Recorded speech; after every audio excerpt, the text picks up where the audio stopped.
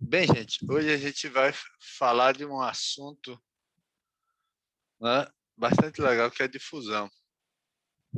Ela tem muita teoria, muita parte teórica, tem uma parte de conta, embora já a fórmula é pronta, então é uma aplicação direta, vai depender da função de concentração do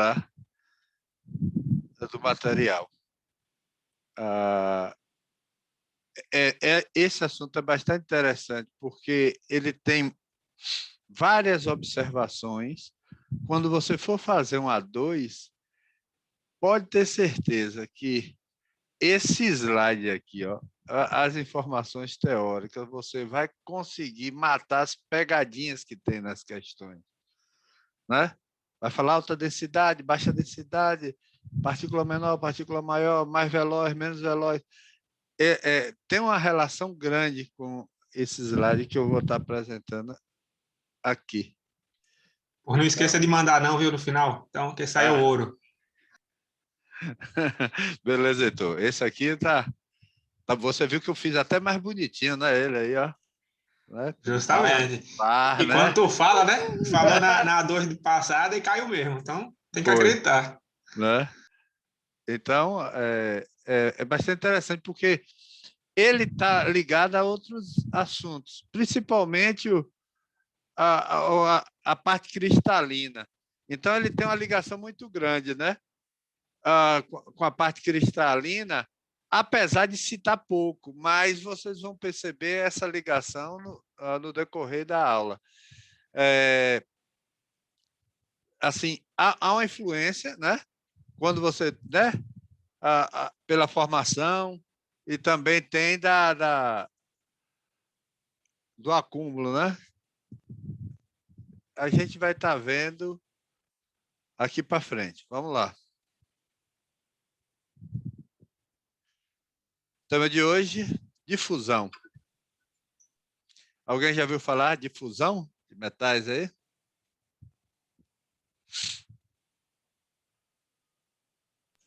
Rapaz, tem esse capítulo no livro, foi justamente que eu parei. Olha. Ó, foi nessa Podia ter parte aqui, lido. né?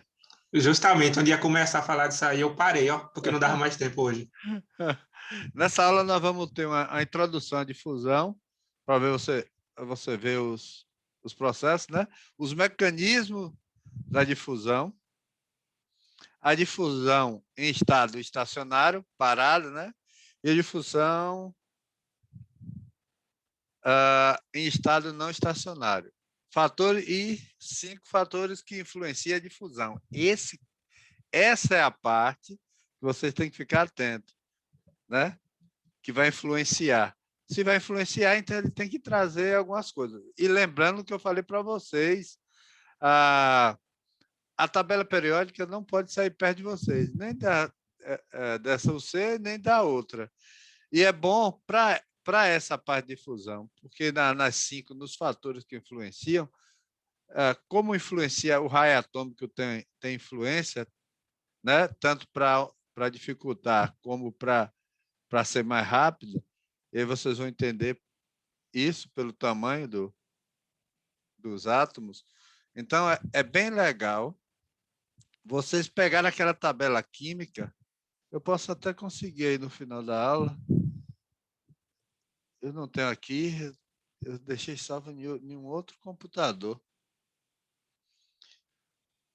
E esse computador está autorizado. Esse período de pandemia, os computadores tá igual a modem, não desliga para nada.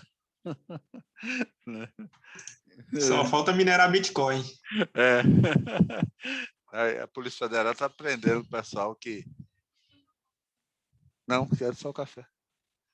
Chegou um cafezinho aqui, gente. Olha o café. Ui, tá pegando fogo. Até o café hoje demorou. Mas vamos lá. Então,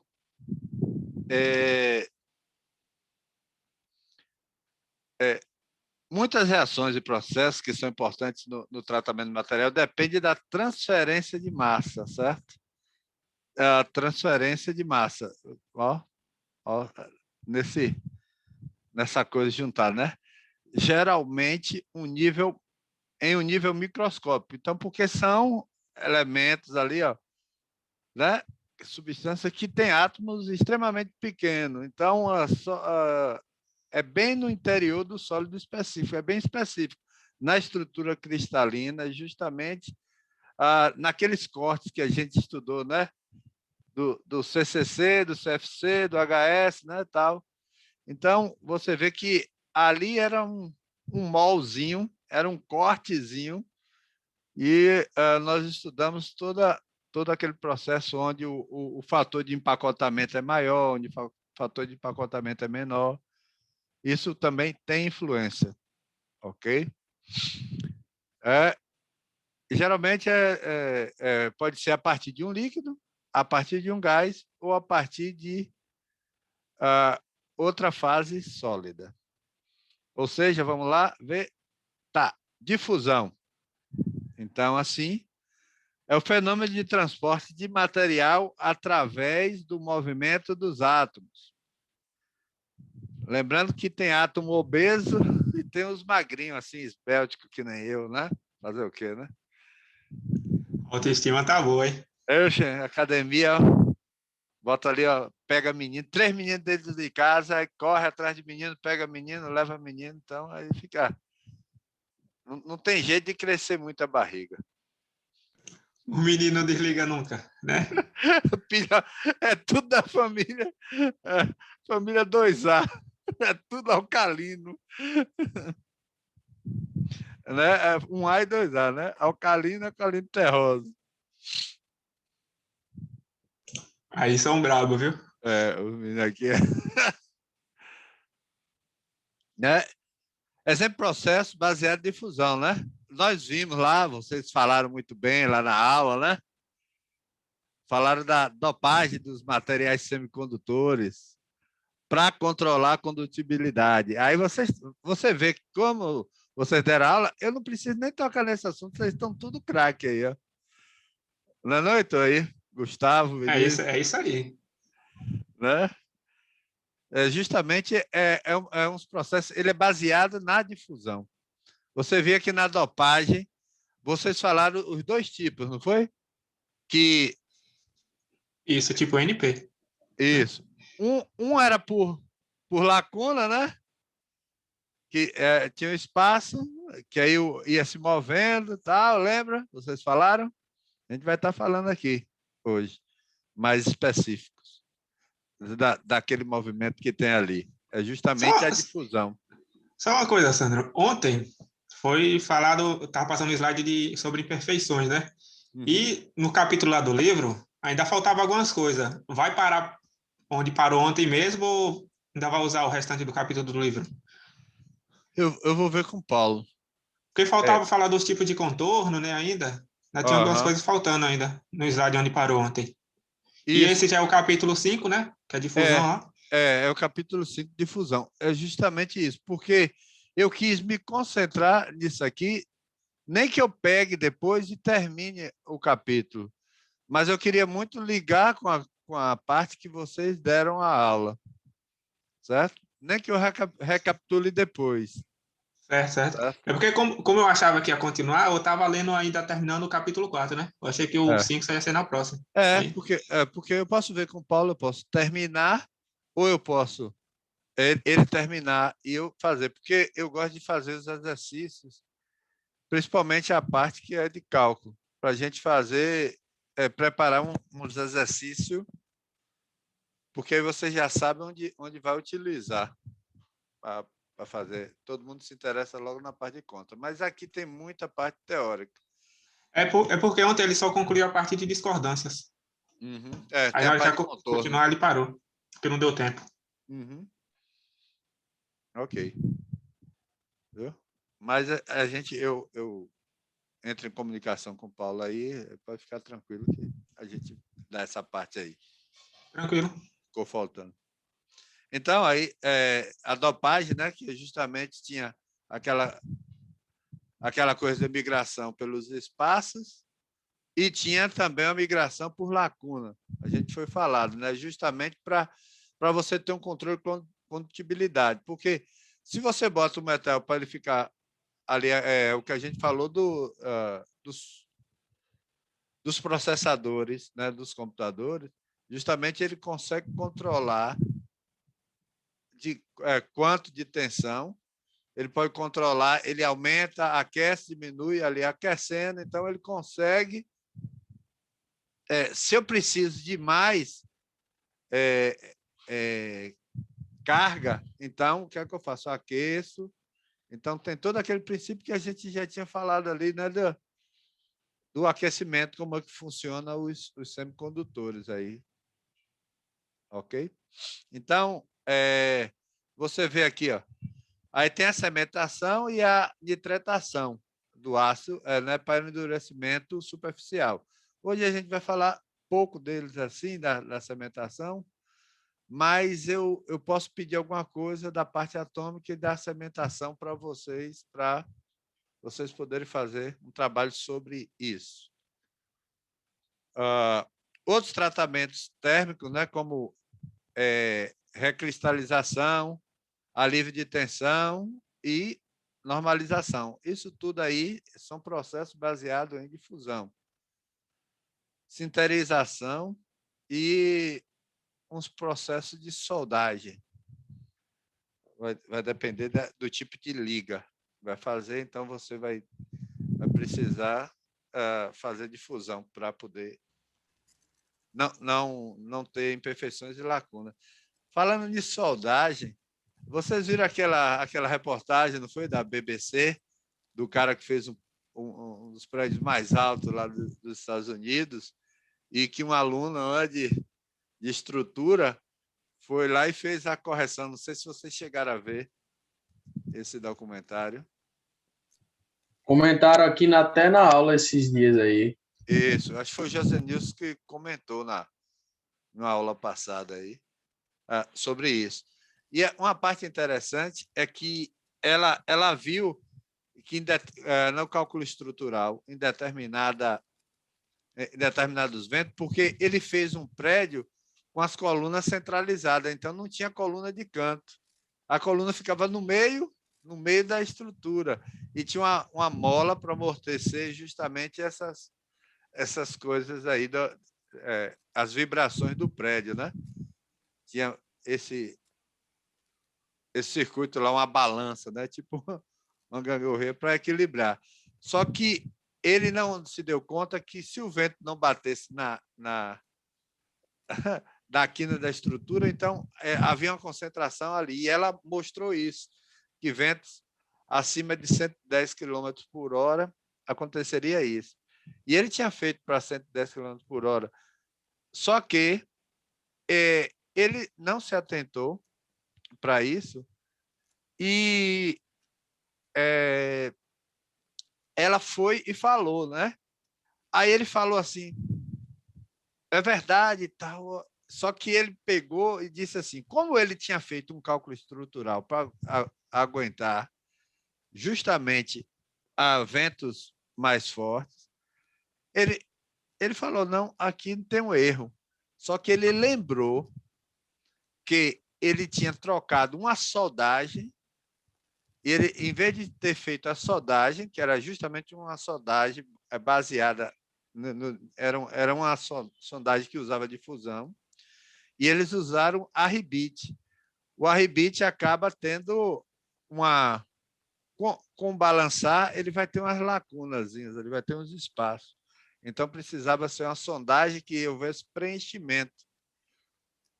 E aí, rapaz, esse engenheiro aí pensou em se matar tal, e aí fez todo um conserto, porque o cara tinha o nome dele a zelar, né?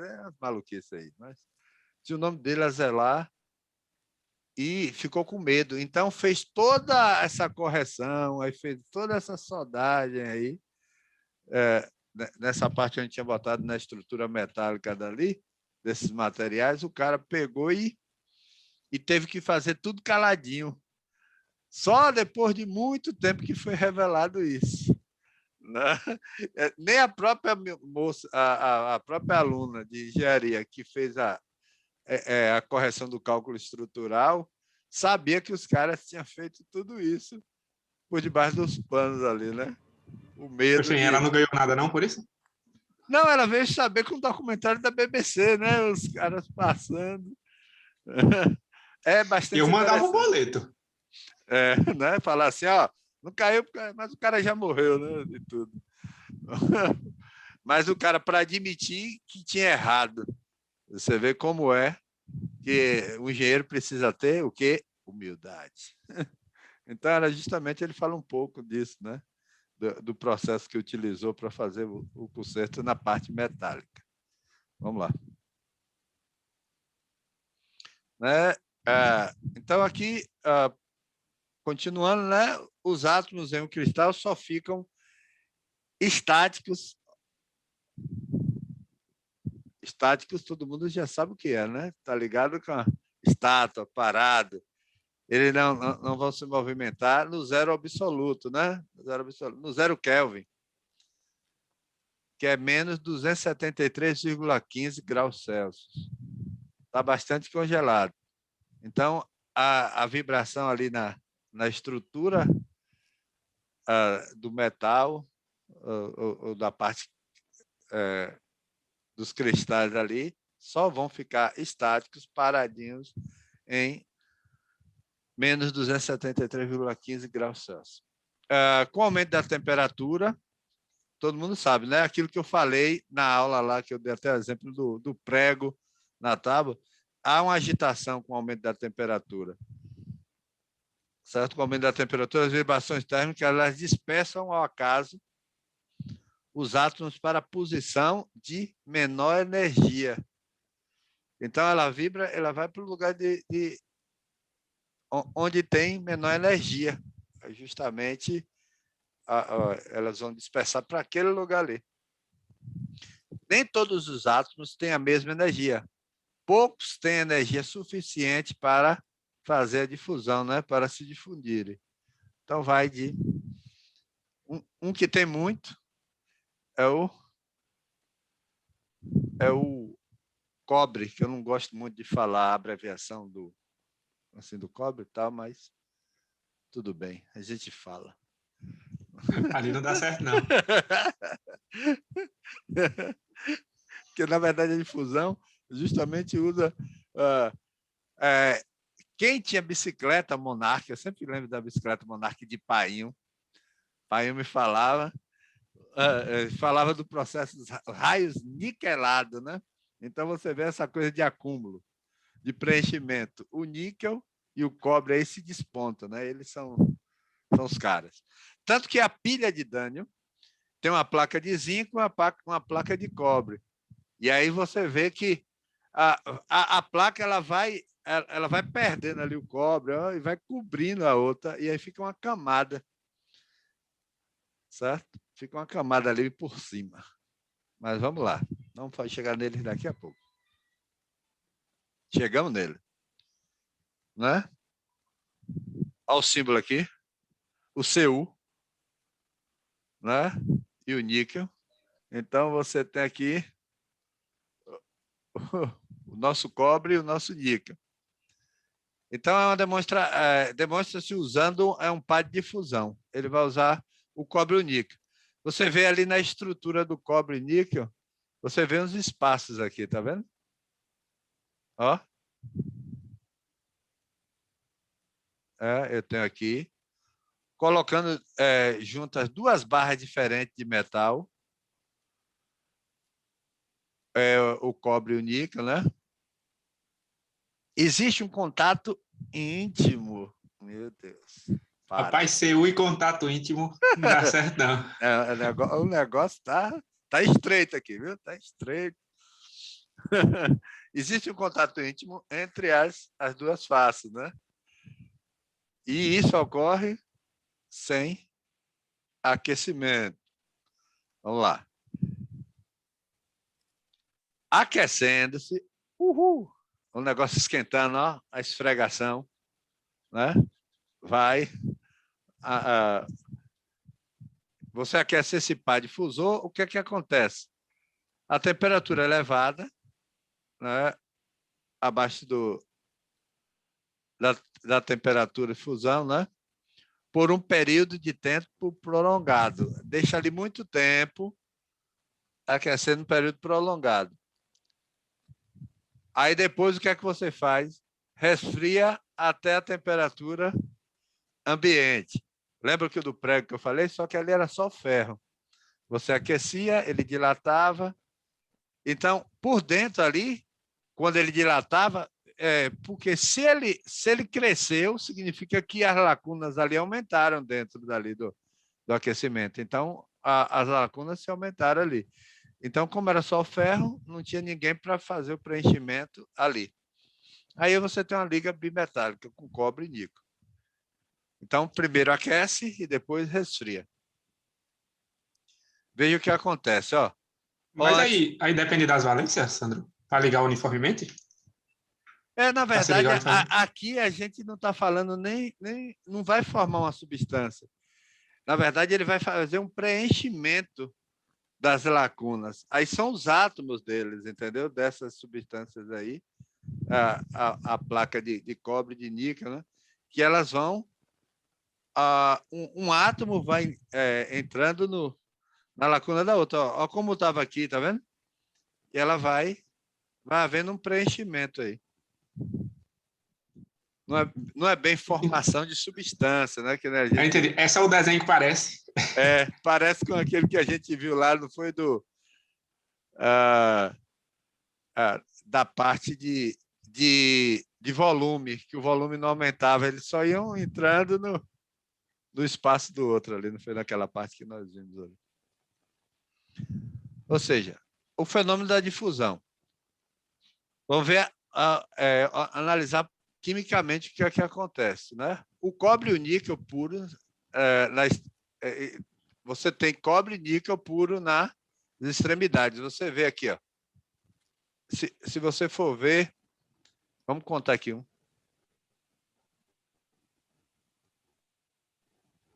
Você tem 12 pontos aqui divididos, né? 12 colunas. Perceba que cada uma, se você for levar em conta, teria 6 colunas. Perceba que as 3 últimas colunas da extremidade ela está completamente preenchida de níquel. E aqui, como aqui também nas extremidades está completamente na extremidade você tem cobre puro, níquel puro, cobre puro. Só que no interstício aqui no meio, entre eles, entre as duas placas, né, na junção das duas placas, você já vê que há uma região aqui, né? Ó, uma região que tem uma liga dos dois metais aqui no meio. Então, eles estão separados por uma região. Justamente o cobre puro e o níquel puro estão separados por uma região que existe as duas ligas de metais. O extremo puro, no meio, você tem justamente a liga desses metais. As concentrações de cobre e níquel variam de acordo com a posição.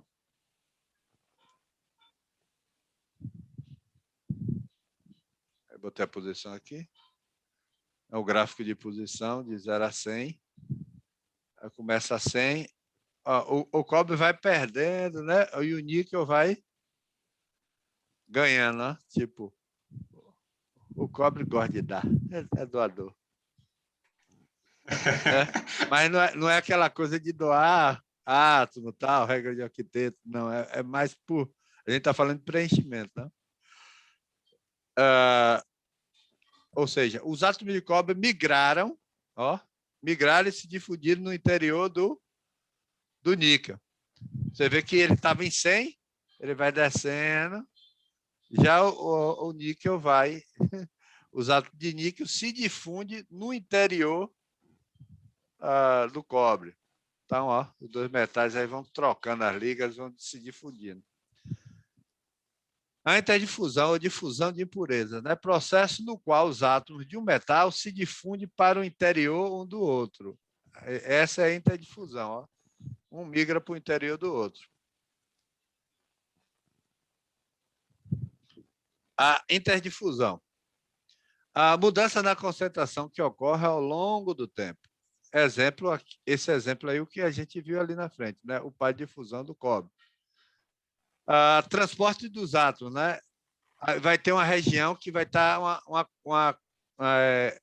uma concentração mais alta e outra região que tem uma concentração mais baixa. É aquilo que a gente falou. Em uma parte vai ter o metal puro, né? Então, ele está concentrado, né? Alta concentração. E aqui tem baixa concentração dos metais, mas você vê uma formação da liga. Autodifusão. Eu botei aqui algumas observações, né? Acontece em metais puros. Você viu que ali a gente só tem cobre e níquel. A gente não tem nenhum metal ali, tipo, que é uma junção de vários metais, você faz uma liga. Então, a autodifusão ela acontece justamente nos metais ali da tabela periódica, no seu estado puro. Todos os átomos que estão mudando de posição são do mesmo tipo. É aquilo que eu falei, não é uma substância. Tipo, que nem você tem água, né? Hidrogênio, oxigênio, e ali vai mudando de posição alguma coisa da estrutura. Como eles só são formados de um mesmo átomo, só vai ter mudança de posição ali do átomo. Não ocorre mudança na composição, certo?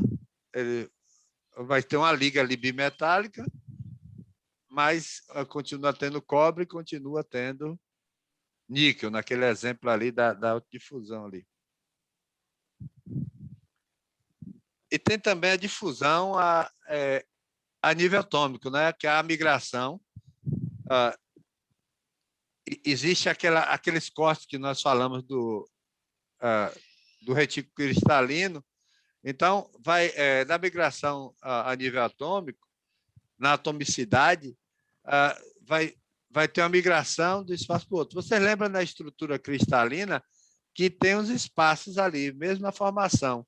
Eles ficam tridimensional e ali dentro tem espaço, certo? Os interstícios, né? Ali tem os espaçozinhos ali entre na própria estrutura.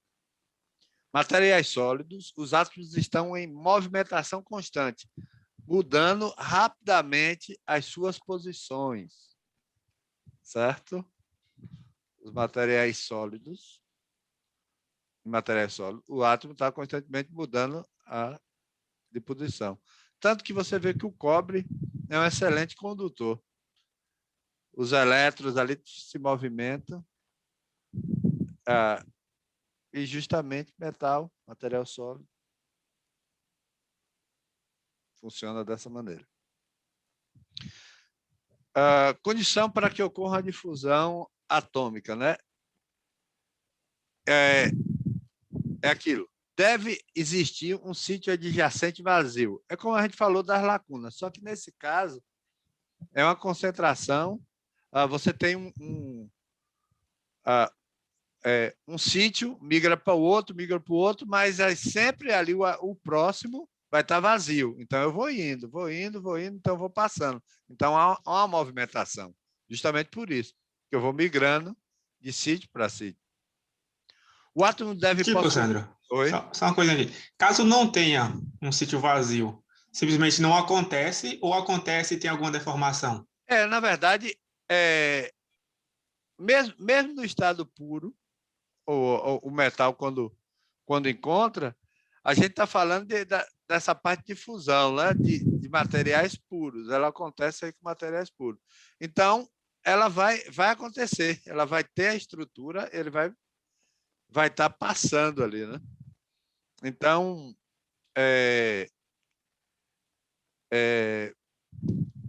a gente vai falar de quando há a difusão, a estacionária e quando é não estacionária, quando há movimento. Então, existe os dois, mesmo não tendo ali, mas tem como haver o preenchimento. Você vê que ali no cobre teve, né? No cobre e no níquel. Mas digamos que se fosse tipo um Bob Esponja, com os espaçozinhos ali, é como se fosse um quebra-cabeça. Ele vai juntar, mas vai ficar paradinho ali, né? Não vai ter movimento. Ele encaixou ali e está de boa. Então, ó, o átomo deve possuir energia suficiente para quebrar as ligações atômicas que unem os seus átomos vizinhos. Então, Heitor, só ocorre a atômica se eu tiver um mínimo de energia para eu me movimentar. Então, não vai estar completamente parado. Então, vai causar uma distorção na rede cristalina durante esse deslocamento. Então, quando isso ocorre, vai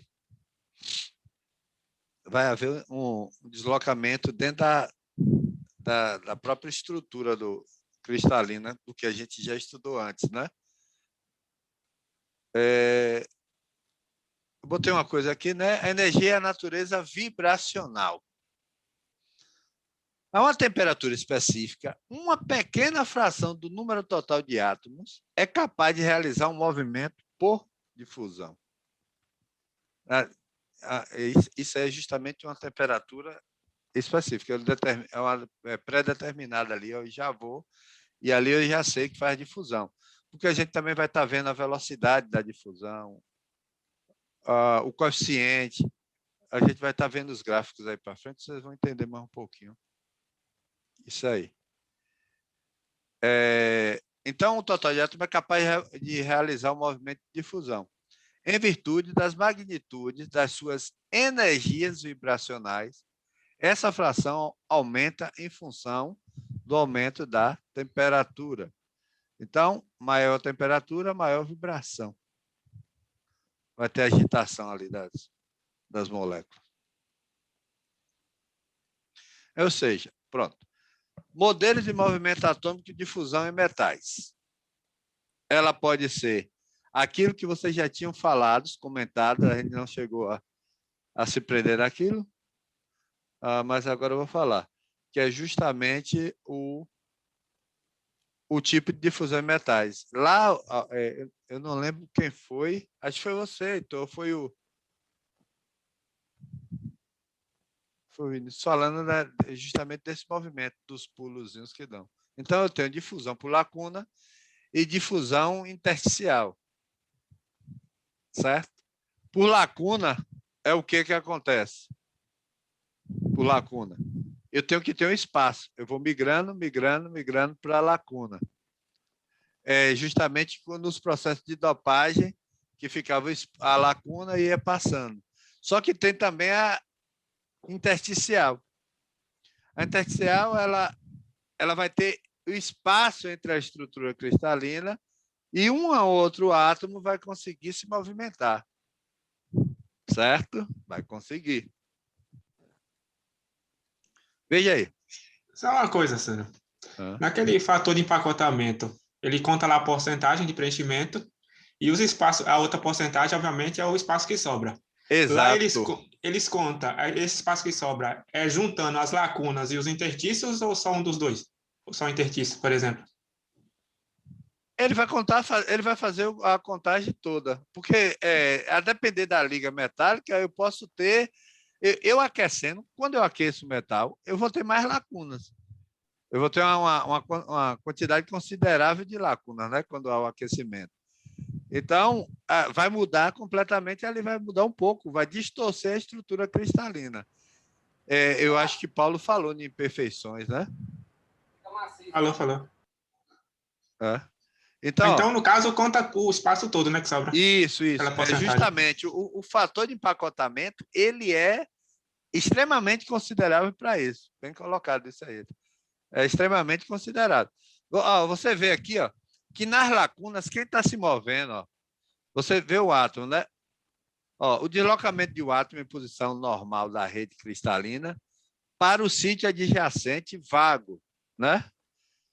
Do retículo, aquilo que a gente falou. Ele vai ter na lacuna, ele pode se movimentar. Veja o que acontece. Ele se movimenta aqui, de lacuna para lacuna. Mas você já percebeu o tamanho desse átomo? Eles têm raios parecidos, né? Exatamente, eles são gordinhos, né? São gordinhos. Ó, estou dando a dica, são gordinhos. Ok? A dica aí. Vocês vão entender mais para frente, que eu vou fazer uma pergunta e vocês vão me responder. Eu acho que vão, né? Estou tentando mostrar que vão. Então, o movimento do átomo hospedeiro ou de um átomo substitucional. Então, você vê que eles têm os raios parecidos, isso que o Heitor percebeu. Então, você vê aqui, ó, ele vai preencher, ele vai vir para a lacuna. Porque ele tem espaço, vai. Então, é isso aí. Vamos continuar aqui na difusão por lacuna. Exige a presença de lacunas, viu, Heitor? Tem que ter. Tem que ter a lacuna. Nesse caso aí, obrigado. E a extensão segundo a qual a difusão por lacuna pode ocorrer é uma função dos números desses defeitos que estão presentes. Vai ter as imperfeições dentro da estrutura. Então, estando presente, ele vai ter aí, né? Essa lacuna pode ocorrer em função, né, justamente do número desses defeitos. Pode existir concentrações significativas, olha o que eu falei antes, pode existir concentração significativa de lacuna em metais a temperaturas elevadas. É aquilo que eu falei lá do teste lá do prego, quando dilatava, né, do ferro. Batia na madeira e tirava, batia e tirava. Vai chegar uma hora que ele conseguia entrar e sair com facilidade. Mas aí depois você faz um aquecimento e resfria rapidamente. Você vai tentar botar, ele não vai conseguir. Ele dilata, ele aumenta o tamanho. Então, se ele aumentou o tamanho, para ele ganhar alguma coisa, ele precisou inchar. Se ele incha, ele vai criar lacunas e imperfeições ali. Então, sofre imperfeição. Ok? Justamente quando a gente fez ali, a gente aqueceu e resfriou rapidamente. Continua aqui fusão por lacuna, né? Uma vez que os átomos de difusão e as lacunas trocam de posição, a difusão dos átomos em direção correspondente ao movimento das lacunas e direção oposta. Ou seja, o átomo vai se o átomo vai para a direita, né? A lacuna vai para a esquerda. É isso que ele está dizendo. Quando o átomo vai trocando de posição, é tipo uma bolinha de água, né? Eu espremo ela, ela sai de uma posição, mas passa para outra. Aí ela é preenchida, mas o espaço ali fica, né? Vocês entenderam aí, gente? O desenho mostra aí, ó. Uhum.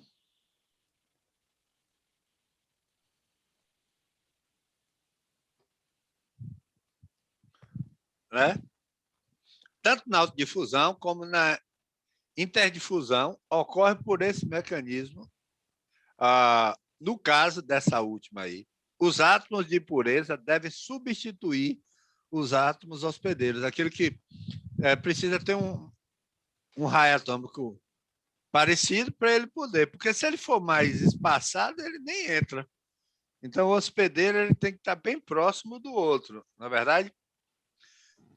Ali como aconteceu ali com o níquel e o cobre, que tem raios parecidos, né? Essa aí depende daquelas 4 regrinhas lá, né? Raio, estrutura, aí eletronegatividade e, por último, as valências, eu acho. Isso, porque aí é justamente... ele fala raio atômico, mas você sabe que define o raio atômico pela eletropositividade e eletronegatividade, né? Ali você já vai estar interligado essa informação. Deixa eu terminar o café aqui.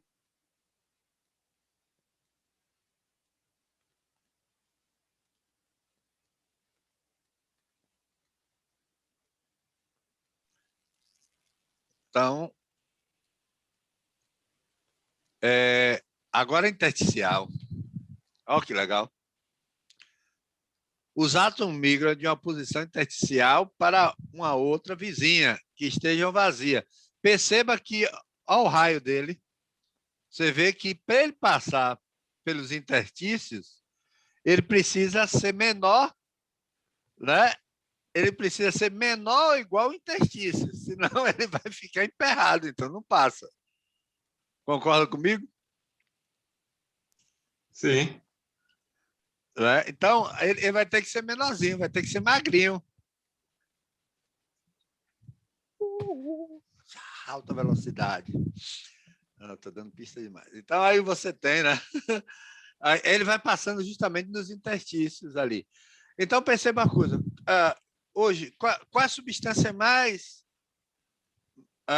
leve? Porque aí ele vai precisar de uma impureza. Na tabela periódica, qual a substância mais leve que tem lá na tabela? Hidrogênio. Hidrogênio. Ele também é pequenininho, olha o raio atômico dele, né? Ele é puxado ali pelo oxigênio grandão, puxa 2 hidrogênio malhado assim, puxando, arrastando dois caras lá, né?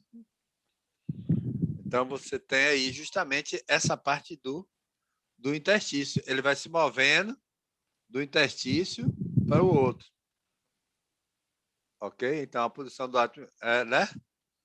Aqui a posição dele, tá vendo? Ele saiu daqui e veio para o interstício aqui, ó. Ele sai de um, vem para outro. Ok? Aí, ó. Sai de um.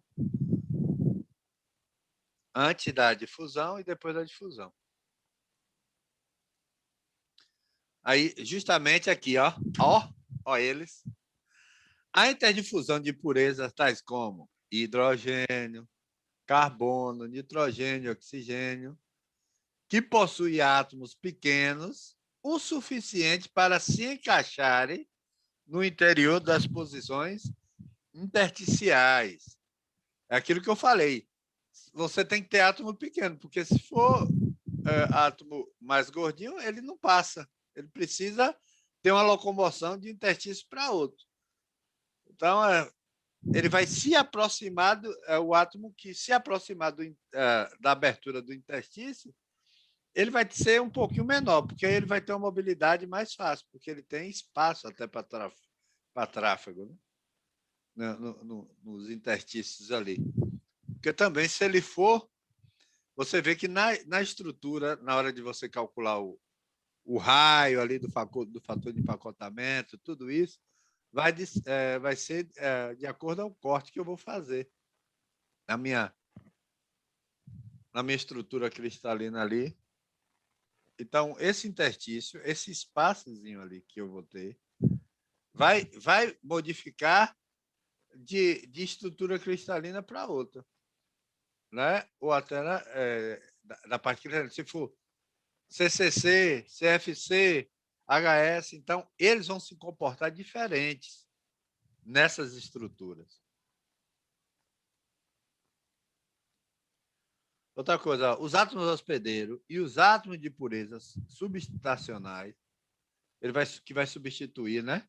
Raramente formam intersticiais e normalmente não se difunde através desse mecanismo.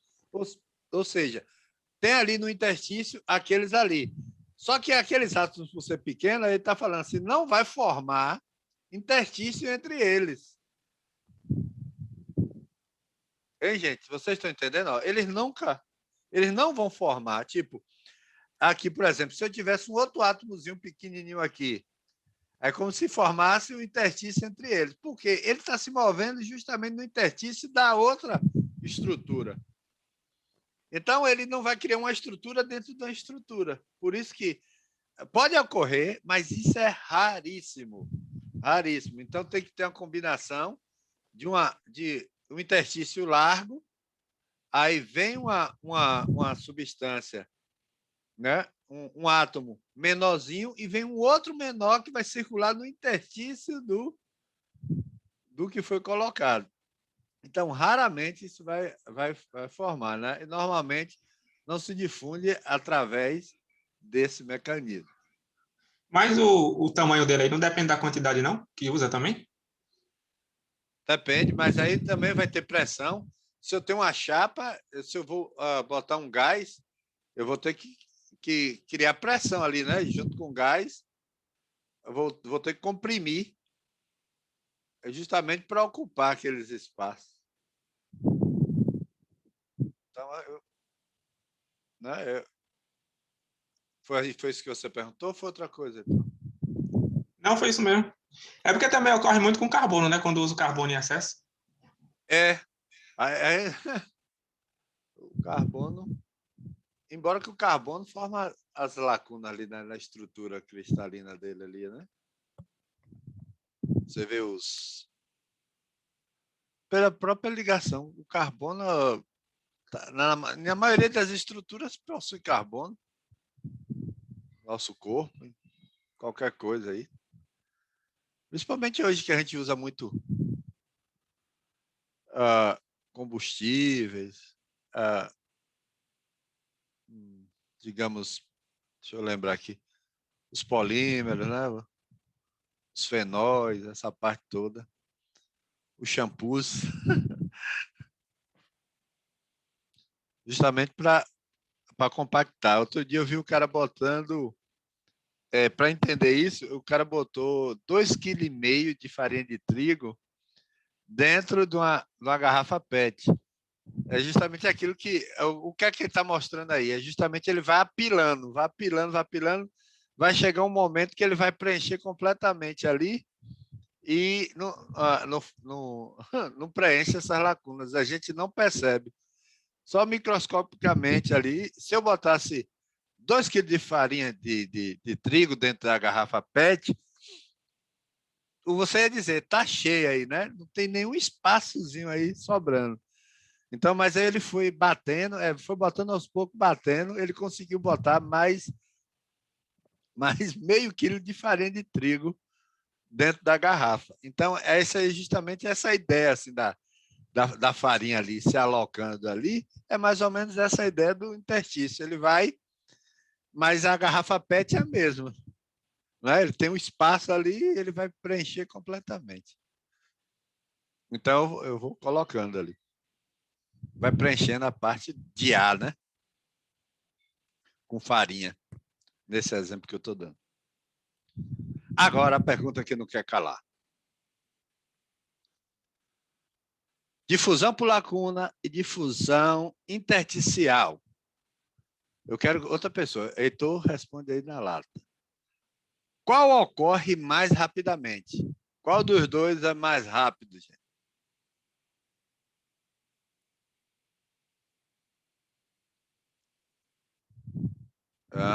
Vamos aí. Quero a participação aí de vocês.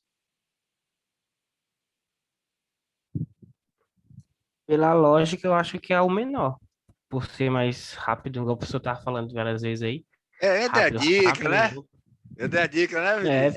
Tem que aproveitar. O gordinho. Eu acho que é o intersticial. Achei que ninguém ia lembrar do gordinho.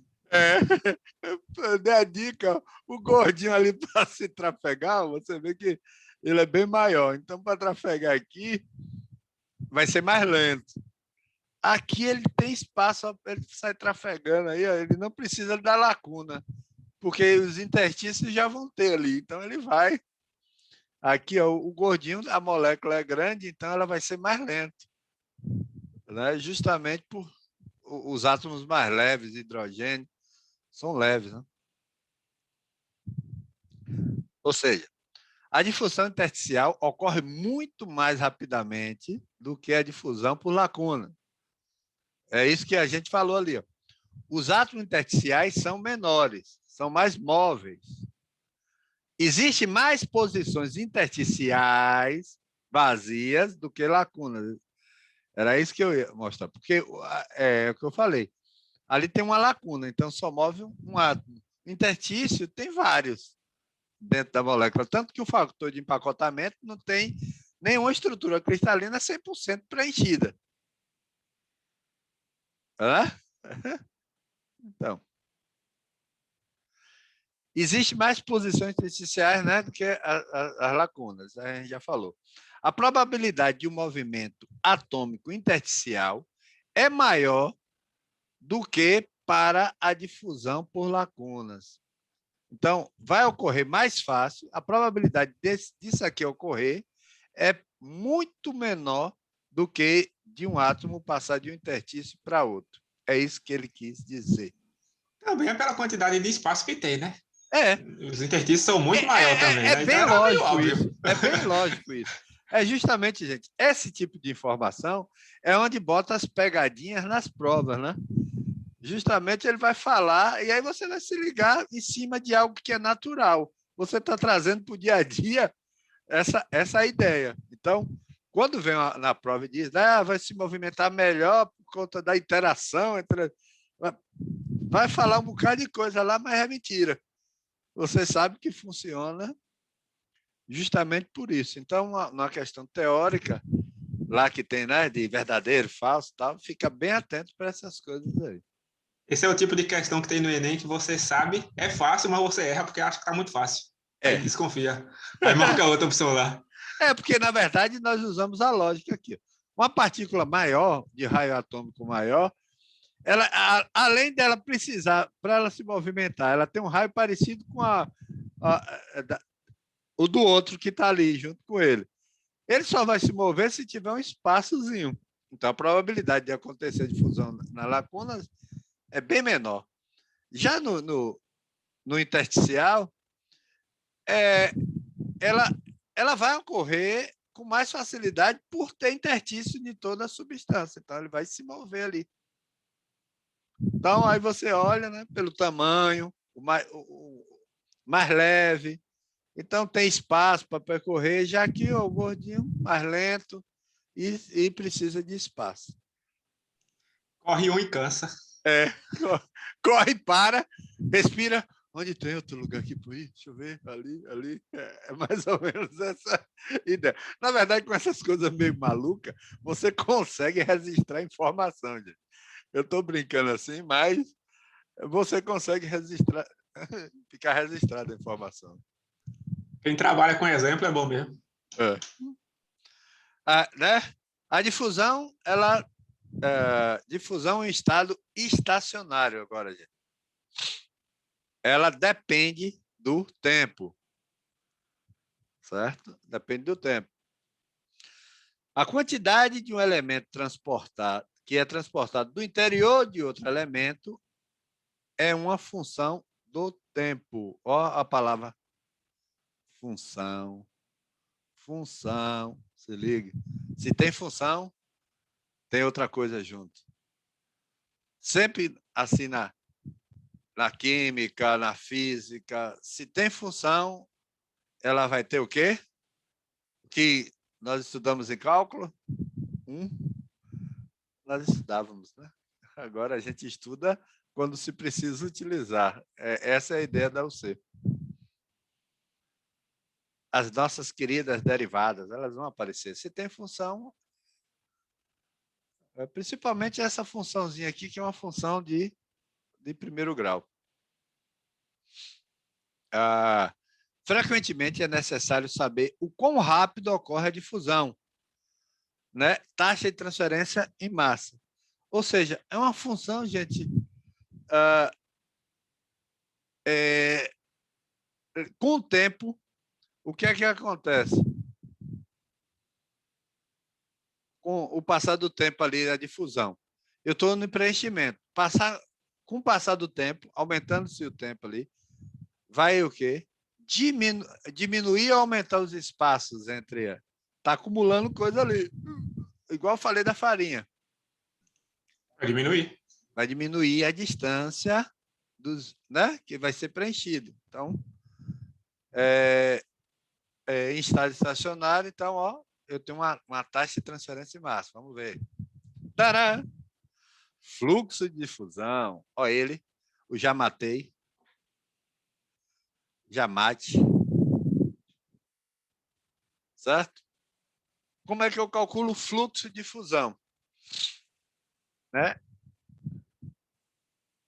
A massa, número de átomos, que está em difusão através e perpendicularmente a uma área unitária de secção reta do sólido.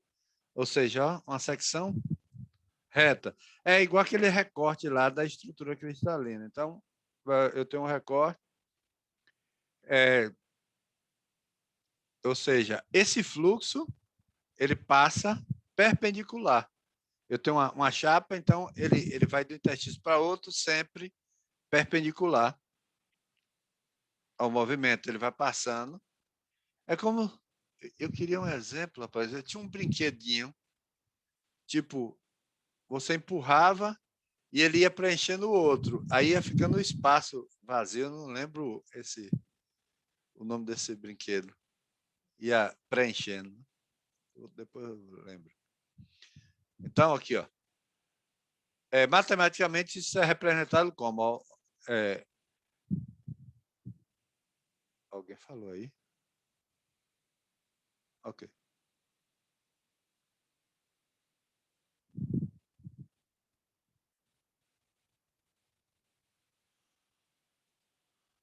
Então, ok, Nilson. Então, você tem aqui. Então, para você calcular o fluxo de fusão, vai ser a massa sobre a área vezes o tempo. Ou seja, então, o fluxo de fusão ela é diretamente proporcional à massa. Né? Maior a massa. E aí eu tenho aqui, ó, inversamente proporcional à área e o tempo. Certo? Com o passar do tempo, o fluxo vai diminuir. Não é? Se vai haver preenchimento, com o passar do tempo ali vai estar preenchido, então o fluxo ele vai diminuir. Então, ele é inversamente proporcional ao tempo. Justamente o fluxo de fusão J ele é dado em átomos por metro quadrado segundo ou quilograma por metro ao quadrado segundo. Olha que legal. Quando você vê uma unidade que ela não tem uma unidade definida, tipo a gente calcula volts, né? Você vê que aqui já tem a fórmula, né? O quilo é de massa, m ao quadrado é de área, né? Metro quadrado, e s de segundo de tempo. Então, aqui você já consegue ter a ideia. A massa é em quilo ou em átomos, a área em metro quadrado e ter o tempo de fusão. O que é que está acontecendo aqui? A massa pode ser em quilogramas lá, mas ele também pode falar a quantidade de átomos, certo, gente? Da substância, porque se elas tiverem raio parecido, essa coisa, então tem que ficar atento se vai vir ou em quilograma ou em quantidade de átomos. A condição do estado estacionário. O fluxo de difusão não variar ao longo do tempo. Exemplo, difusão dos átomos de um gás através de uma placa metálica para a qual as concentrações ou pressões, aquilo que eu falei, né, de você pressionar, né, o componente de fusão em ambas as superfícies da placa são mantidas constantes, ou seja, as pressões, ó, a pressão A, né, maior que a B e constante. Você tem um gás aqui, ó. Eles botaram dois gases aqui, ó. Um átomo de um gás aqui. A direção de fusão da espécie gasosa. Aqui você vê justamente, gente, a ideia do gráfico. O gráfico, isso aqui é o quê? Que função é essa aqui, se a gente for estudar lá para a época da função? Que tipo de função é essa aqui?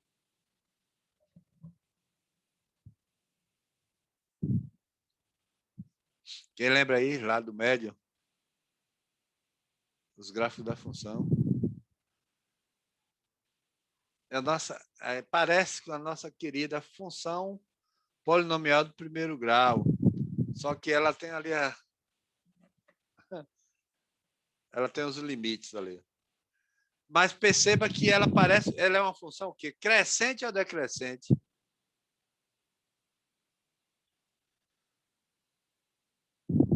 Ó. A posição, ó. A concentração das espécies difusíveis, gente. Você vê que ela, à medida que aumenta as posições, ó, ela vai diminuindo a concentração. Ou seja, de novo a função. A concentração, ó, a curva resultante, ó, o perfil de concentração. A curva resultante da plotagem da concentração C, isso é para um estado estacionário. Você vê que ela vai funcionar primeiro grau, mas a gente vai ver não estacionário, que ela vai se comportar mais como uma função exponencial. Ela vai ter uma curvatura mais característica. A curva resultante da plotagem em função, ó, concentração em função da posição no interior do sólido. Ou seja, então tem uma função aqui que define justamente a concentração. A concentração é definida pela posição. Então, existe uma função. Vamos lá. Aqui. O gradiente de concentração. O gradiente é a derivada da concentração em função do espaço, da posição. A inclinação, ó, essa inclinação, o gradiente da concentração é a inclinação ou o coeficiente angular. Lembra lá? O coeficiente angular? Quem lembra? O coeficiente angular é igual a...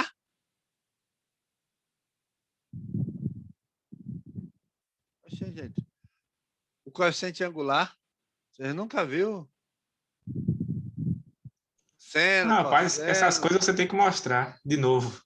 Eu vou mostrar. Eu já estava preparado para mostrar isso aqui. Ou você já pergunta sabendo que vai ter que mostrar. Ei, vocês estão... Acabou com minha... Estragou o que eu vou fazer agora.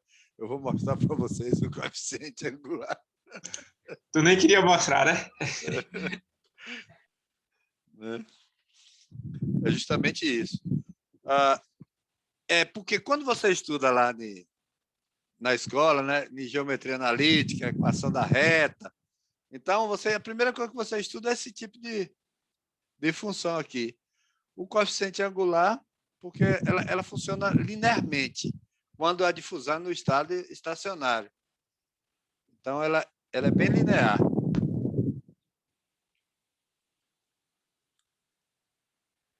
Ela é definidamente linear. Puxa aqui um pouquinho, deixa eu ganhar um espaço aqui.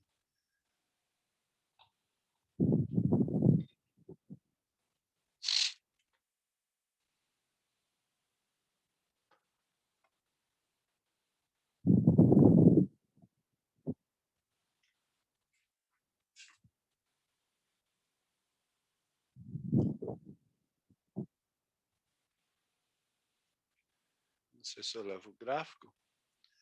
Ou seja, aqui, ó.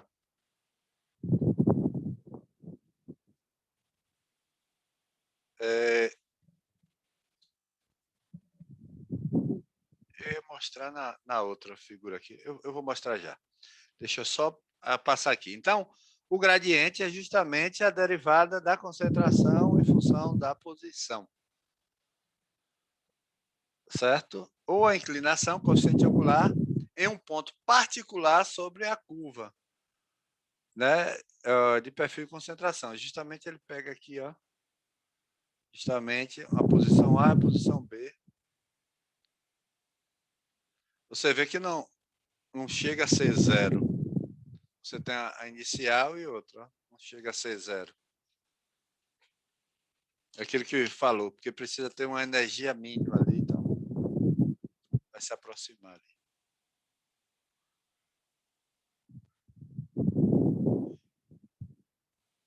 A difusão do estado estacionário, matematicamente, ó, ao longo de uma única direção X, eu pego uma... o fluxo proporcional ao gradiente, o fluxo é proporcional ao gradiente da concentração. Aí tem o D, que é a constante de proporcionalidade em metro ao quadrado por segundo. Veja como é legal, você vê que ele tem o D aqui, que é o coeficiente de difusão. Ele é negativo por quê? Justamente porque eu preciso de um valor positivo. Como essa função ela é decrescente, então a derivada ela vai dar negativa. Ela é uma função de decrescimento, né? Função crescente, função decrescente. Então, o coeficiente angular ela vai dar negativo, porque a abertura, se eu tenho um ângulo para cá, então daqui para a base eu vou ter um ângulo agudo. A partir do momento que ele se abre, eu vou ter um ângulo obtuso. Então, mais ou menos o que vai acontecer aí. Então, o coeficiente angular, como ele está, o próprio gráfico mostra ali do funcionamento, né? À medida que aumenta a posição, diminui a concentração. Então, esse D aqui, o coeficiente de difusão, ele é justamente por isso que usa. Ali a gente vai falar do sinal negativo, então eu vou deixar mais para frente. O coeficiente de difusão, ele dá a indicação da velocidade que está ocorrendo na difusão.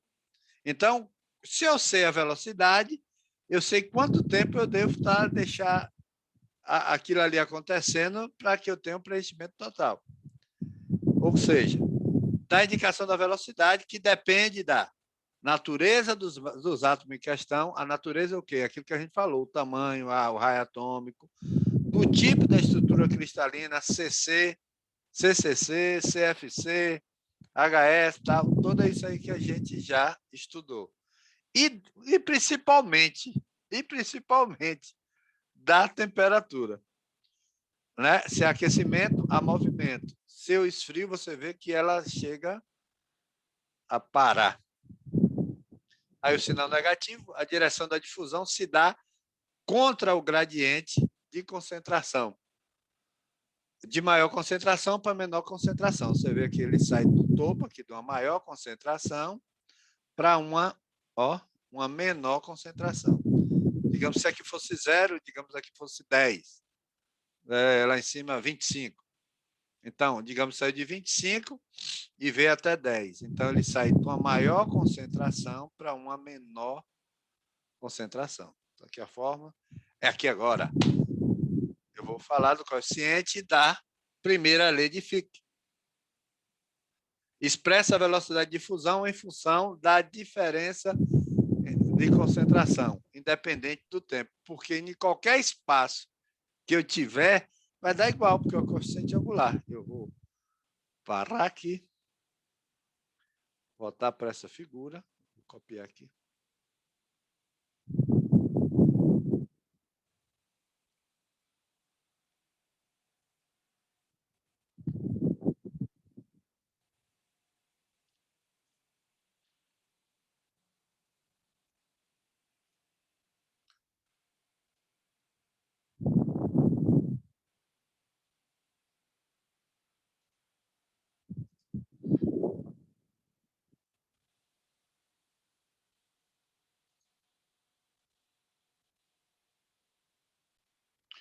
Bem, aqui eu já puxei aqui para o quadro branco, só para explicar essa parte. Vocês lembrarem lá do médio, justamente quando você estudava do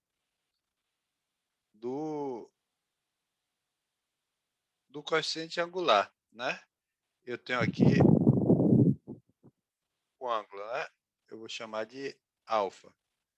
Então, se lá no médio, o que é que você tinha? Para você achar esse alfa aqui, você usava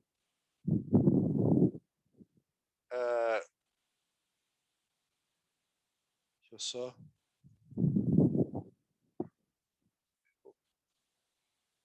eu vou trazer uma outra figura.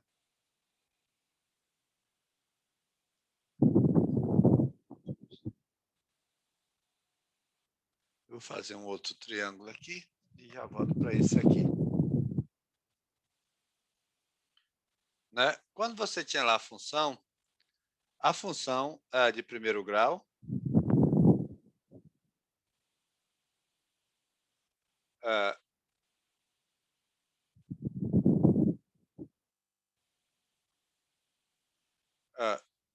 do primeiro grau. Deixa eu só relembrar uma coisa aqui. A função polinômial do primeiro grau. Como é que ela era escrita, essa funçãozinha? Né? F de x é igual a ax mais b. Você lembra que cada um tinha um nome? A é o quê? Como é que chamava esse cara?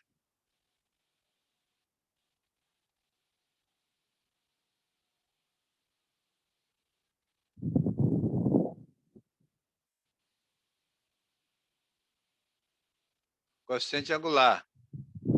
E o B? Pode falar, Vinícius.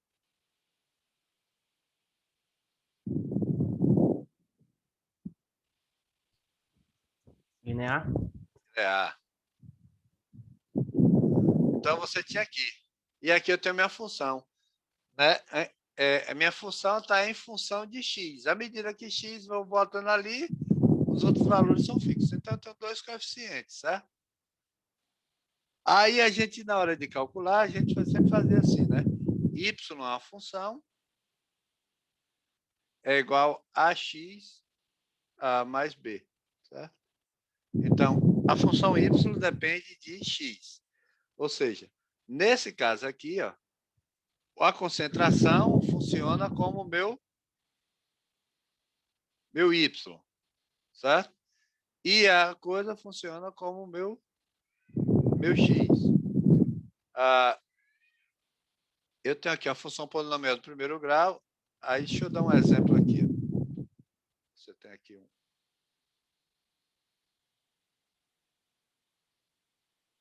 Eu tenho um gráfico. Aí eu vou botar um.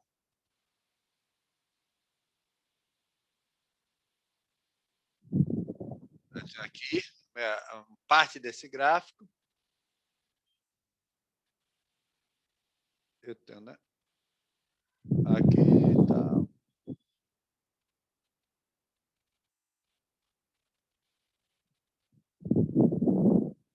Mas digamos aqui que eu tenha 8. E aqui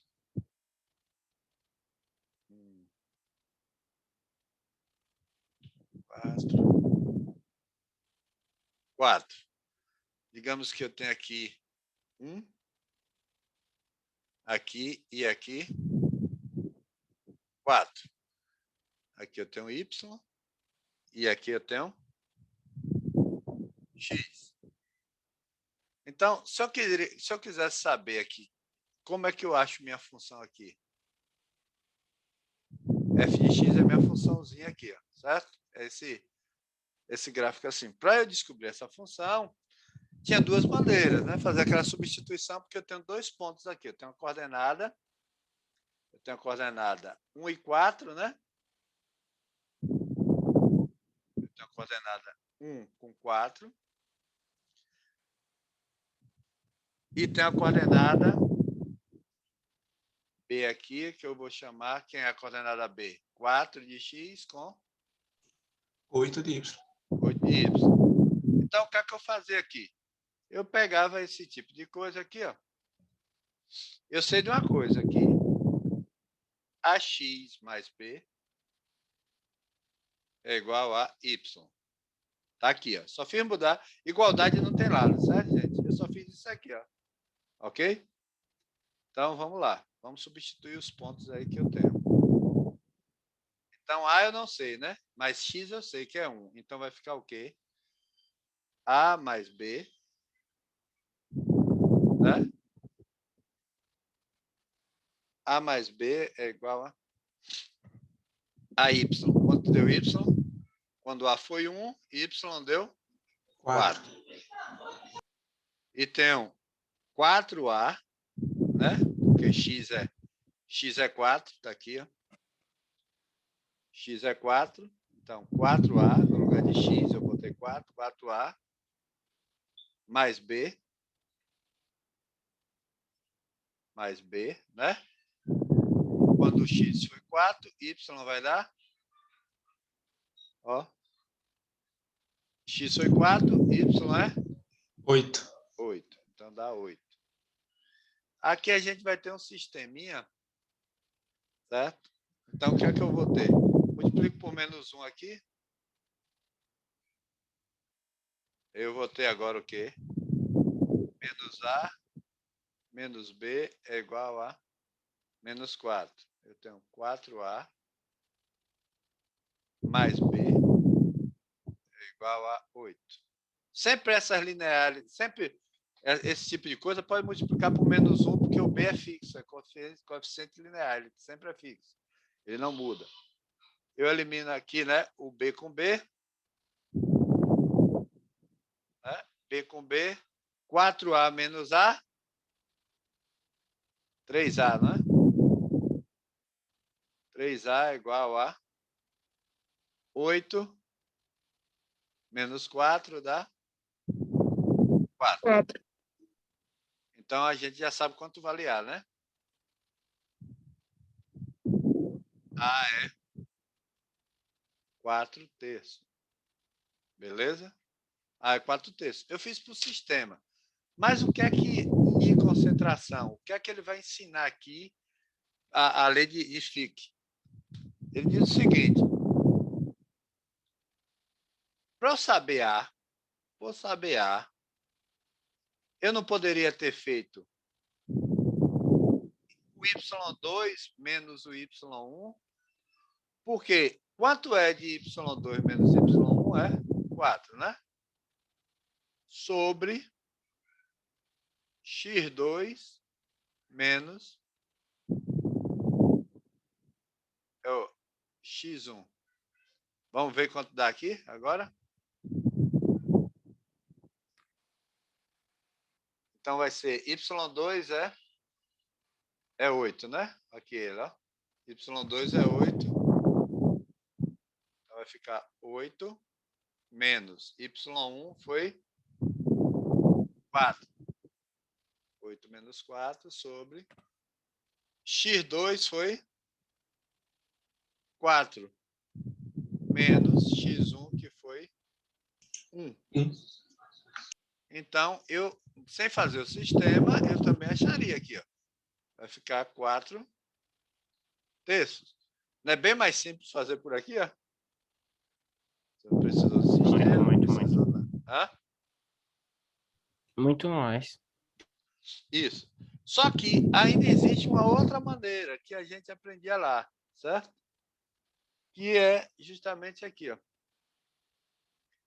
Isso aqui é justamente por isso que isso aqui é chamado de tangente de alfa. Lá na escola nós aprendemos o quê? Eu tinha um triângulo, né?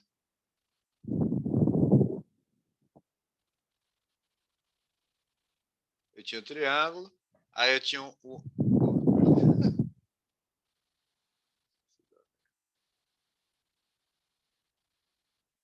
eu tinha um ângulo aqui.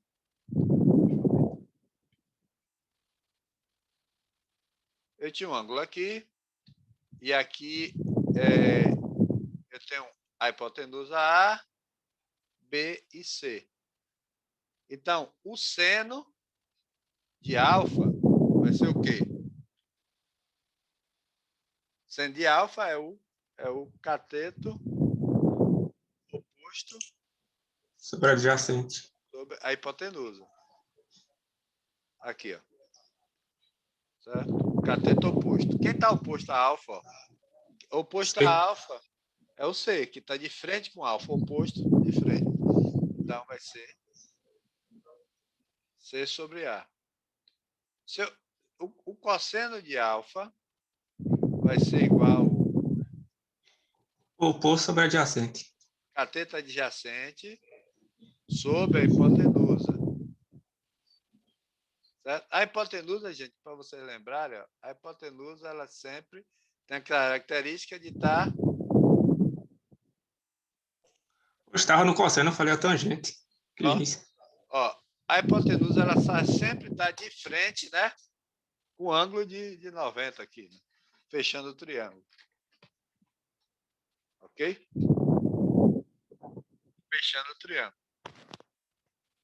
Então, você tem aqui, ó, fechando o triângulo. Então, o cateto adjacente é adjacente ao lado de... Lembra lá do negócio que ele fala, ó, os interstícios adjacentes, como é que ele fala? Depois eu lembro o termo. Ele falou ali no... O cateto adjacente, né? Os sítios adjacentes, né? Então, adjacente é o próximo, que está ao lado. Então, quem está coladinho de alfa aqui é o B, né? Isso. Então, vai ser B, né? B sobre a hipotenusa, que é A. E a tangente de alfa é a coca.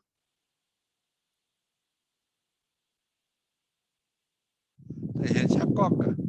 Cateto oposto sobre cateto adjacente. No caso aqui, né? O cateto oposto é o C. E o adjacente é o B. Então, vai ser C sobre B. Então, é o que ocorre ali. Ó. O coeficiente angular, que a gente está estudando ali, é justamente a tangente desse ângulo. Só que aqui você viu que o coeficiente deu positivo. Vamos agora botar valores aqui nesse gráfico aqui de concentração. Vou botar uma concentração aqui. Ó. Digamos aqui, exemplo, eu bote 18.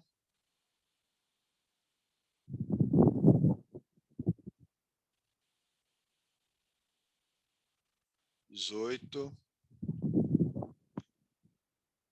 Aqui, 4, certo? 18 e 4. Aqui agora, eu vou ter o quê? 2 e 9. As posições, posição 2, posição 9. 2 metros, 9 metros, aqui. Digamos agora que eu queira saber o coeficiente angular. Certo? Lá pela lei de Fick, ele diz o seguinte, que eu vou ter que fazer a conta da seguinte forma. Para achar esse coeficiente, eu tenho que fazer y2 menos y1 sobre x2 menos x1. Então, esse coeficiente aqui, eu estou botando lá ele usa outra letra, certo, gente? Então, perceba uma coisa. Esse aqui é o quê? x1, não é? Não é isso? Aqui é 1. E aqui é x2, beleza? E aqui vai ser y1. Y1, né?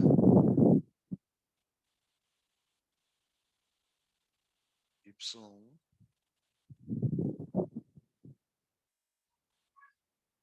Y1 e Y2. Porque aqui, ó, x1 com y1, tá vendo lá? Você tem aqui, ó. x1 tem que estar com y1. Para a coordenada x1 e y1. x2 com y2. Vamos jogar lá os valores. y2 é 4.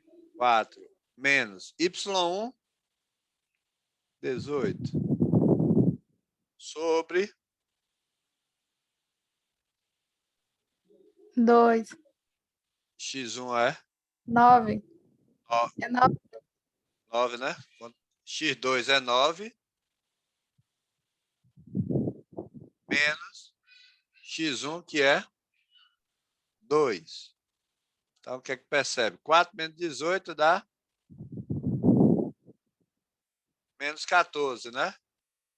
Sobre 9 menos 2 dá 7. Então, meu coeficiente dá negativo. Ele tem que dar negativo porque é uma função, funciona como uma função polinomial do primeiro grau decrescente. Então, vai dar o quê? Menos 2.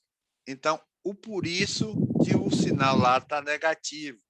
Justamente porque, por essa funcionalidade. Porque na conta, esse coeficiente ele vai dar negativo. E esse menos com menos dá mais, então lá eu vou ter um valor positivo. Deu para ver aí, né, gente, com o gráfico aí? Entender? Deu uma revisada aqui em função polinomial do primeiro grau. Tira o zoom aí só para bater o print. Por favor. Aí, hora do print aí. Printou. Hora do vídeo é o print. Faz uma posição boa aí, boa.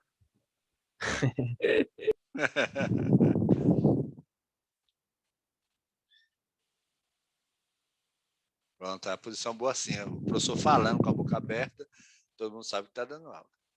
Então, esse outro print é justamente o coeficiente aqui, ó, mostrando que justamente vai dar negativo. E vamos voltar lá para a primeira lei de Fick.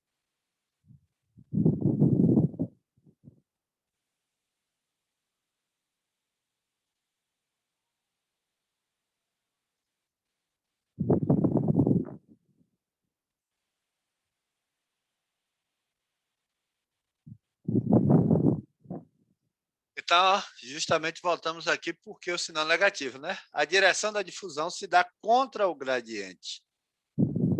Então, é da maior concentração para a menor concentração. Então, está ali o gráfico. Então, para você saber justamente o coeficiente de difusão, o D, né? Esse valorzinho de D aqui, ó, é justamente o valor lá tomado no gráfico, né? Então, aqui, ó, Fick vai dizer. Então, a primeira lei de Fick expressa a velocidade de difusão em função da diferença da concentração. Ó, você tem ali a derivada de concentração em função da posição. Então, para a gente achar aqui, ó, o J vai ser esse D, né? O menos D. Lembra, ó? Concentração B menos concentração A. XB menos XA. Ó, o X aumentou, então aqui é positivo, que B é maior que A. Já em cima, CB é menor do que CA, por isso que dá negativo. Então, quando essa conta aqui vai dar negativa, com menos aqui vai ficar positivo e vai. Agora a gente vai falar de difusão em estado não estacionário. Certo? Não estacionário. Hoje, pela regra de português, quando eu tenho duas vogais separadas por hífen junta, né? Mas ficaria bem estranho. Eu prefiro deixar separado. Ó, gente, já aqui o que é que acontece na difusão no estado não estacionário? Lá antes, independente do tempo ali, eu ia ter mesmo, porque o coeficiente não mudava. Mas veja aqui, ó, o fluxo de difusão e o gradiente de concentração em um ponto específico no interior de um sólido varia ao longo do tempo. Você vê aqui, ó, se eu aqui eu pegar a diferença aqui, ó, daqui para cá, e olha a diferença daqui para cá. Então, ó, o gráfico ele muda. Ó, ele faz uma curva. Então, há uma diferença. Então, ocorre como resultado um acúmulo ou um esgotamento líquido do componente que se encontra em difusão. Então, ó, quando é não estacionário, então vai ocorrer o quê? Um acúmulo ou esgotamento de um dos componentes aí, ó, do componente que está que se encontram em difusão.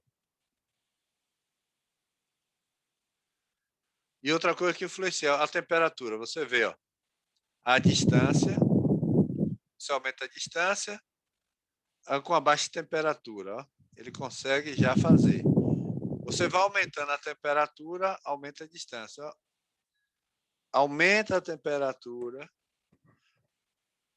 aumenta a distância. Você vê que a concentração aqui, ó, a maioria das situações práticas envolvendo difusão ocorre em condição de estado não estacionário, certo? Em condições transientes, né? Perfil de concentração em 3 momentos diferentes do processo de difusão sob condição do estado não estacionário. Você vê que à medida que a temperatura, como influencia? A maior temperatura, ó, eu vou ter um distanciamento maior para diminuir a concentração. Aí vem um exemplo prático de processo de difusão, a cementação. Que ele é justamente um processo não estacionário. Eu ia deixar como...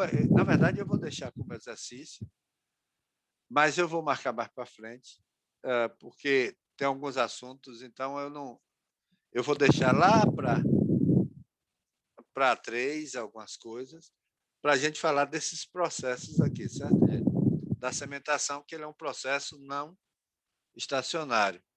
Então, ó, você vê que aqui, ó, a curva ela é assintótica. Ela nunca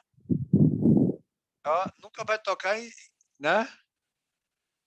Nunca vai ter uma distância zero. Lembra, Heitor, que eu lhe falei? Sempre vai ter algum espaço. Sim, sim. Né? Então, ó, ela tende a zero. É aquilo que eu falei da farinha. Se ele batesse mais, ou se botasse algo apilando ali, ainda ia ter espaço ali. Então, aqui, ó, vai se aproximar de zero a distância, mas não chega a zero. Mas o limite é zero, fica sem espaço, sem distância. E a concentração vai diminuindo. Aí é justamente aí, tá? Ela é uma curva. Opa, é danou. Então, lembrando, quais fatores que influenciam na difusão? Vocês viram lá? Temperatura está em todas? Temperatura está em todas. A temperatura. Você vê, um exemplo aqui que eu vou dar é de ferro para ferro. Eu vou aumentar 400 graus. Olha a diferença. Ó. Temperatura. A temperatura apresenta uma influência das mais profundas sobre os coeficientes e taxa de difusão. Exemplo, autodifusão de ferro no próprio ferro. O coeficiente de difusão D aumenta em aproximadamente 6 vezes o outro. Eu tenho em 6 ordens de magnitude. 6 ordens. Imagina aqui, ó. Eu aumento 6 zeros, ó. Olha a ordem de grandeza. Eu tenho de 1,8 foi para 30, para 3 milhões. Para você ver como aumentou, né? Rapaz, no outro semestre a gente só pegava 10 a sexta, 10 a nona, agora qualquer coisinha tem 10 a 20, 21. 10 a 23, né? Tem lá que é 10 a 23 mesmo. 10 a 23. Então, olha que isso aqui, ó quanto aumentou muito o coeficiente de difusão. E olha que aumentou a temperatura de 500 para 900 graus Celsius. Então, elevando a temperatura do ferro em ferro, ó, você viu porque agora é siderúrgica, né? Quando vai fazer a liga de ferro, quanto mais aquecido, mais preenchido ele fica. Entenderam aí o truque? Ok aí. Você vê o ferro lá. Você aumenta a temperatura, então, justamente é o preenchimento, né? A difusão ali. Com aumento de temperatura. Você só fez aquecer. Fatores que favorecem. É aquilo que Heitor comentou sobre raio atômico, né? Sobre tudo isso. Ó, o que é que vai influenciar na difusão? Que favorece, que tem mais facilidade. Baixo empacotamento atômico, ou seja, é o que Heitor falou. Se eu tenho um fator de empacotamento de 0,65, eu tenho 35% de espaço para correr. Se eu tenho um fator de empacotamento lá 79, eu só tenho 21 de espaço ali para percorrer. Então, mais espaço, né? Baixo fator empacotamento. Se eu tenho baixo, eu tenho mais mobilidade ali da partícula ali. Baixo ponto de fusão. Então, se tiver, o elemento tiver baixo ponto de fusão, as ligações fracas, né? Tem a de Van der Waals, né? Que a gente chegou a falar de ponto de hidrogênio e a ligação de Van der Waals. Baixa densidade. Então, se os elementos têm baixa densidade, então favorece a difusão. Raio atômico pequeno, certo? Aquilo que eu falei, o magrinho consegue ter uma mobilidade maior, né?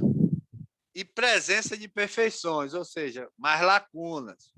Se tem perfeição, tem lacuna na estrutura ali, então eu vou conseguir andar. Agora fica até fácil você saber o que não favorece a difusão, né? Mas eu botei aqui, né? Fazer o quê? Né? Tem que botar. Tá gravado, tem que mostrar. Fatores que dificultam a difusão. Alto empacotamento atômico. Aí poderia ter só uma frase gigante, o inverso do anterior. Né? O verso do anterior, né? Não é o contrário, né? Alto ponto de fusão, ligações fortes, ou seja, essa é interessante porque lá falou de Van der Waals, ponto de hidrogênio, ligação forte e vai ter ligações iônicas e covalentes. Alta densidade, então, quanto mais denso for o material, mais espaço vai ser preenchido, não é isso? Ali, na densidade ali. Então, o raio atômico grande, os gordinhos, aí vai a bolota, né? A bola maior, o átomo maior ali, então. E alta qualidade cristalina. Então, quanto mais a estrutura cristalina ali do material ela é coesa, né? Então vai dificultar justamente a difusão. Aqui o exemplo do ferro na alotropia, né? Aqui, por exemplo, outra coisa que influencia, gente, aquilo que eu falei, o fator de empacotamento, né? Aqui, você vê que nesse exemplo aqui eu tenho um fator de empacotamento do CCC para o ferro de 0,68. E aqui eu já tenho a estrutura cristalina CFC, 0,74. Ou seja, aqui eu tenho mais espaçozinho para eu estar passando, certo? Eu vou ter os espaçozinhos ali. Então, agora, o que é a influência? Coeficiente de difusão dos átomos de carbono de ferro. Por exemplo, o D, esse coeficiente de difusão, ele é sempre maior onde o fator de empacotamento é maior. Certo? Você vê, assim, o fator de empacotamento é menor, na verdade. Desculpa. Você vê que o fator de empacotamento aqui é 0,68. E nesse corpo aqui, o coeficiente de difusão vai ser maior. Por quê? Porque eu tenho a difusão aqui vou ter mais lugar para passar. Ó. Se eu tenho um 0,68 ocupado, eu tenho um 0,32 não ocupado em um bloco de um inteiro. Isso aqui dá uma questão. Né? O coeficiente Tomara que de fusão. caia. É. Essa aí pode cair. Essa aí Tá pode cair. anotado, hein? Coeficiente de fusão dos átomos de carbono. Então, ó, ou seja, quanto menor for o fator de empacotamento, maior é o coeficiente de difusão. Certo? E vice-versa, né? Era isso aqui que eu ia fazer, né? Para vocês falar de migração atômica, pode ocorrer ao longo do tempo nas discordâncias, contorno de grão, porque a gente não falou da parte de contorno, não é isso, Heitor? Isso, justamente o que ficou faltando lá do capítulo. E superfície externa, que era o que ia concluir. Então, eu não completei aqui, porque isso aí eu ia botar mais lá para 3, a gente falar sobre essas coisas aqui. Mas eu vou voltar a falar. Não se preocupe, não. Ou eu, Paulo. E superfícies externas. Ou seja, hoje, nossa aula, nós estudamos introdução à difusão, mecanismo de difusão, pode ser difusão por lacuna, difusão intersticial, difusão no estado estacionário, difusão no estado não estacionário e fatores que influenciam a difusão. É como eu lhe falei, as informações contidas nesse slide ela é importante para o conteúdo teórico da UC, gente, principalmente nas provas de questão de múltipla escolha. Okay? Tu já olhou alguma das questões lá que pode cair? Na A2 dessa? Hã? Tu já olhou algumas questões lá que pode cair? Na A2 dessa aqui? Eu já vi algumas coisas, mas tem muita parte disso, entendeu? Ele envolve conteúdo assim, por exemplo, ele vai envolver estrutura cristalina, tudo dentro da mesma questão. Então, aí a gente só pode responder ela depois que a gente falar sobre todas as estruturas, porque sempre está interligado. Você viu que a gente falou de difusão, mas falou da estrutura cristalina. Então, precisava de estrutura cristalina. Falou de difusão, aí precisava da ideia dos semimetais, do deslocamento ali, né? O que influenciou ali, né? A difusão, que é justamente a dopagem. Então, uma coisa sempre é relacionada à outra, não tem para onde correr. Então, algumas questões envolvem conteúdo que a gente ainda vai dar. Por isso tem isso aí. Mas aí já vamos juntando as ideias. Mais para frente a gente vai ter bastante informação. Que eu achei bastante interessante as informações de hoje para vocês juntar com as informações anteriores. Agora é só ler o capítulo, né? Tá. Como eu terminei o slide, já vou passar para vocês, claro, né? Ficar livre logo, hein? Passar o slide livre. Já dou boa noite. Gente, obrigado a vocês aí, né? Aí já passa no grupo aí todo o slide. Obrigado a vocês pela participação. Eu acredito que foi proveitoso aí as ideias, as brincadeiras do gordinho e do magrinho, para entender essa difusão. Tá só esperando baixar aí. Baixou. Olha, Sandro, boa noite. Isso. Valeu, gente.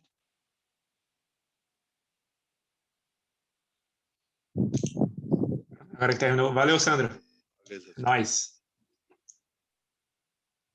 Boa noite, professor. Boa noite.